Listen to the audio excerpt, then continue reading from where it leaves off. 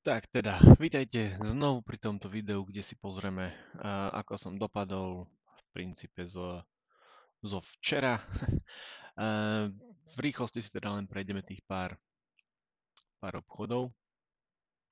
Tak ako vidíte, vlastne mali sme tu na hneď z kraja, nebudem to ani zbytočne naťahovať, euro, americký dolár, kde tu sme nakúpili. A v princípe bolo to dosť priamočiare, išlo to hneď do profitu. Keď som posledne sledoval, tak to bolo práve niekde tu na, že vystrelilo vyššie, no nevedel som, či to ešte pôjde až tam hore, povedal som si, že dobre, sme veľmi blízko toho cieľu. Nebudem to zbytočne naťahovať, prísť o nejaký zbytočný ten profit, takže toto som síce uzavrel trošku predčasne, ale naozaj fakt, ako vidíte, bolo to len kúsok od take profitu. Pravdepodobne áno, boli by sme ho hitli, ako vidíte tu na, ale bolo to naozaj tesné. Možno, že to tam ešte vybehne, že to pôjde ďalej, neviem. Hovorím, nechcel som to zbytočne až tak riskovať, takže hovorím, zobral som ho trošku skôr. V konečnom dôsledku, no, koľko sme mali profit, bolo to stále viac než 2:1, čo sme riskovali, takže za mňa, za mňa je to aj tak skvelý výsledok. Možno, že som to fakt mohol nechať, ale nebol moc kde robiť trailing stop, nakoľko tu nám vyslovene z tých nejakých, no, ako dalo by sa takéto tieto menšie, hej, ale v tom prípade si myslím, že ak by nám to hneď tu na predsa len nebolo z nejakého dôvodu vypnuté v targetoch, tak by nás to vyplo možno potom na stop loss tu na, čo je zase zbytočne väčšia strata, takže neviem, tak som sa rozhodol proste v daný okamih, jak išla cena dolu. Eh, Nebudem to proste ďalej naťahovať, tak som to skrátka uzavrel. Tak či onak, vynikajúci obchod, hej, pekný zisk, ako za mňa naozaj len spokojnosť. Tak sme to trafili v takom tom správnom čase. Keď pôjdeme ďalej, USD, japonský jen, tu sme čakali, áno, že to proste príde nižšie však. Vidíme, išlo to hore, akurát som to nestihol, bolo to cez noc, takže som do toho ako si nevkročil. Večer to bolo síce niekde tu na, ale tým, že sa to dosť ťahalo až ku koncu tej zóny, chcel som počkať na nejakú možno konsolidáciu, že tam proste bude také spomalenie. Nevadí, ešte vždy je možnosť, že sa to sem vráti a sa odrazíme zase vyššie. Ale počkať, pozrieme si teda nejaký taký ten väčší obrázok. Je to, hej, je to v celku možné, že by sa to takto aj udialo, takže uvidíme, ak sa dostaneme teda ešte naspäť znovu niekde do týchto úrovní, tak pravdepodobne dám znovu nákup, ako náhle tam budem vidieť zase nejaké spomalenie, reverzný pattern, alebo už proste niečo, čo mi povie, že OK, fajn, poďme do toho a kupujme. Momentálne nechám tak, už som to trošku prepásol, je to škoda, pekné dvojité dno tu bolo, akože, hej, divergencia tu už bola takisto, takže fajn, dobrý signál, dobré miesto, pekný obchod, ktorý sme ale nestihli, ale nevadí, príde ďalší, takže nebudeme si z toho robiť ďalšiu veľkú hlavu. Uh, JBP USD, takže Libra dolár, tento sme vtedy neobchodovali, hovorím, len sme ho mali otvorený, že uvidíme čo ako by sa to vykryštalizovalo. Vidíme, že teda zóna bola kvázi že dodržaná, nakoľko tá cena tu nás pomalila, ale nakoniec sa predsa len rozhodla preraziť vyššie. Takže aj dobre, že sme do toho nešli, bol by to vlastne stratový obchod.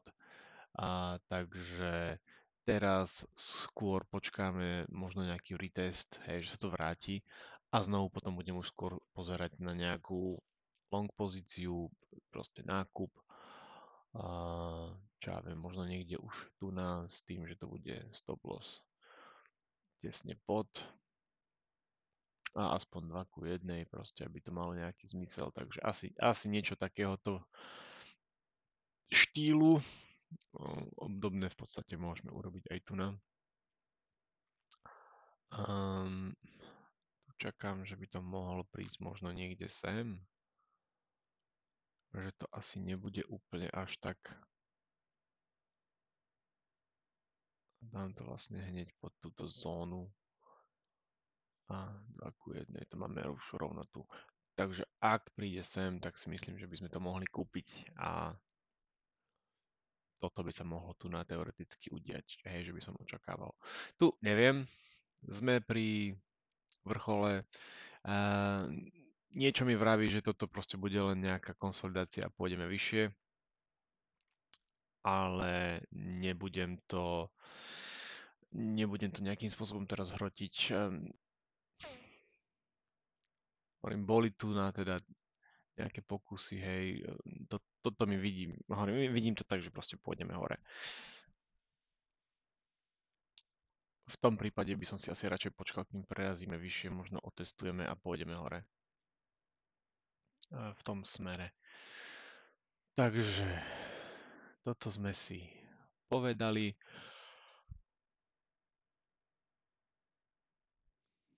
Švajčiarsky frank a jen. Tu sme to nakúpili, žiaľ nás to stoplo, bol to fakt moc tesný nákup, malinký. A, a vyzeralo, že by to už mohlo reverznúť a ísť priamo hore. Žiaľ, ešte nás to potlačilo kúsok nižšie, čo nás vystopovalo. Následne bol tam teda ten posun nahor. Možno, že z tohto väčšieho hľadiska by to bolo samozrejme lepšie.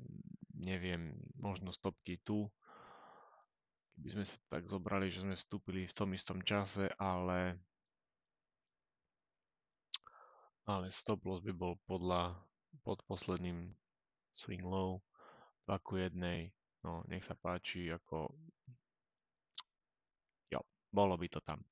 OK, ponaučenie, skrátka bol moc tesný time frame a moc tesný nákup. Možno, že tu by sme si to skôr mohli takéto niečo dovoliť, už keď sme v tom trende, než v takomto, že očakávam, že to proste niekam pôjde. Takže nevadí. Hodne by to bolo zaujímavé. V princípe tu vidíme zase raz hlava ramena, obrátený pattern, takže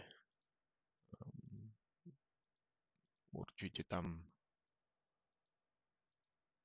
hej, vidíme, že proste ten pattern tam je. Klasický pattern na obratenie trendu, takže očakávam, že teraz vlastne už pôjdeme zase naspäť hore. Ale zase je to len môže, nemusí byť ako vždycky všetko, čo sa týka týchto trhov, nič nemáme naozaj 100% isté, proste čokoľvek sa môže zmeniť v okamihu. Dobre, nevadí. Toto máme a toto je vlastne teda tá zóna, ktorú by som aj pozeral. Takže ak možno ešte otestujeme túto zónu, tak ja pôjdem do long position s tým, že dáme stopku pod posledné low. Takže ak sa nám cena ešte stihne vrátiť dolu, tak pravdepodobne, nesprávne, nejak takto 2:1, aspoň na tejto previous, nejaké tie maxima, ak sa to tu naotočí, čo by nebolo zle, kľudne to môžeme nechať aj otvorené a možno robiť trailing stop. Bolo by to akože mega super, hej, ak by sme sa dostali aspoň k tejto hranici blízko toho, tak ideme 1:5, hej, čo je vynikajúce, úplne brutálne skvelé risk-reward ratio, pomer rizika a zisku, alebo teda odmeny, to je jedno, ako to nazvete. Takže toto by mohlo byť ešte v celku zaujímavé. Neviem teda, že či sa to dočkáme toho, či nie, ale ak áno, tak pravdepodobne toto by bol setup, ktorý by som ja skúsil zobrať. A čo sa týka Nového Zélandu a japonského jenu, tu sme čakali, že sa teda vrátime a pôjdeme nižšie, no nakoľko cena to trošku prestrelila, takže prešla tou zónou, čakám, že sa to možno vráti a pôjdeme na takisto long. takže znovu tiež niečo podobné, možno, že stačí niekde pod tou zónou, asi takýmto štýlom by som do toho šiel, takže uvidíme, či sa nám to tam proste dostane. Na Nový Zéland, kanadský dolár, ako boli sme teda v nejakej tej rezistencii, hej, ale proste ne, prerazilo to vyššie tiež, takže a, aj dobre, že sme mali ten stop loss, nakoľko by inak to riziko bolo oveľa vyššie. Takže hovorím, za mňa v celku fajn, že keď niečo nevyšlo, niečo vyšlo, a nejaké čísla sú pozitívne, to je základ. Takže dalo sa to tak trošku už možno očakávať, už sa veľakrát otestovalo, väčšinou to trikrát, dobre, štvrtýkrát už asi je šanca, že to teda pretne, čo sa aj udialo, takže hovorím, za mňa v celku fajn, momentálne nemám nič otvorené, a počkám si na nejaký ten správny setup a podľa toho uvidíme, čo sa udeje. Tu by v princípe tiež platilo to isté, počkám, ak cena zíde niekde dolu, neviem, možno len tak niekde na stred tohto stop loss pod a tým pádom 2 ku 1 aspoň, hej, alebo aj uvidíme jak. Takže takto nejak by to mohlo potom vyzerať. Zlatičko, to sme ukončili posledne tuna, ako vidíte. A bolo to už dávno, nebudeme to proste ďalej napínať. Bolo to také, že mohlo ísť kdekoľvek. Mám tiež ten pocit, že už sa bude tlačiť zase raz vyššie, takže nechcel som ísť vyslovene do short pozície. A zobrali sme nejaký ten profit a tam to hasne. Momentálne zvažujem, či ísť do long, hej, s tým, že sme teraz na nejakých tých dolných minimách a viete čo, a poďme, urobme aspoň jeden. OK, takto, buy, to nám netreba. Kúpili sme? Nekúpili sme. Ups, čo tu mám? Jaké mám tam čísla, čo som tam nahádzoval? OK. Um, pod minimum a na nejaké tie highs. Ja si myslím, že takto by to bolo v celku pekné.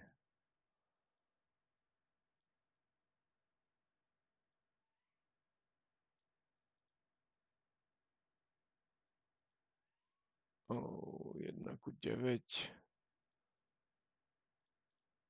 Dáme tu trošku viac, nech to má tých 1 ku 2, OK. Dobre, fajn, myslím si, že prečo nie. Skúsime to takto. Um, Môžeme si dovoliť, dobre, máme teraz nejaký profit, takže trošku viac kvázi akože zariskovať. Necháme tých 120 riziko aj, a tým pádom by mohol byť pekný výnos. Je to, myslím si, že v rámci normy. Takže toto je jediný teda obchod, ktorý teraz bereme. Ešte si pre istotu pozrieme Bitcoin, ale OK, toto by to mohlo ísť na nejaký downtrend. Sme v zóne. A poďme to shortnúť. Poďme aj toto shortnúť. Stop loss nad. Take profit, aspoň takto. Ale máme to príliš veľké, takže to musíme zredukovať na 0,8.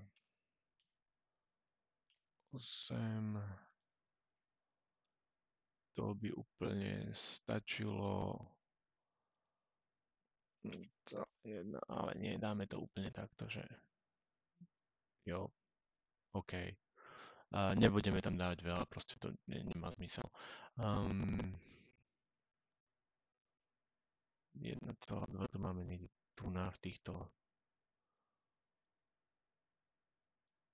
Asi plus minus takto. Takže short. OK. Jo, myslím, že fajn. Uvidíme, skúsime to a tiež, ako, no, sme v tej zóne rezistencie, je tam nejaké zabrzdenie, takže buď to prebijeme, alebo proste pôjdeme nižšie. Takže uvidíme, čo sa udeje. Sú v podstate len dve možnosti, takže sa necháme trošku prekvapiť. A zatiaľ je to také vyrovnané. Takže jo, toto boli teda výsledky, ako mi to vyšlo posledne s tým, že toto máme teraz dva obchody na zlato a Bitcoin, z Forexu aktuálne nič, tam čakáme na to, kým sa nám nejaké setupy dotiahnu. Ostatné menové páry momentálne nebudem ani tak extra sledovať.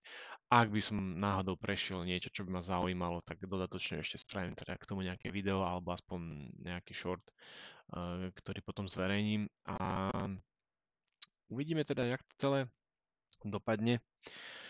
V každom prípade, ak máte stále nejaké komentáre, postrehy, čo by ste doporučili, alebo ja neviem, ak máte pocit, že robím nejakú zásadnú chybu, možno až začiatočnícku, čo je úplne možné, nakoľko stále sa učím, a takže v princípe som začiatočník.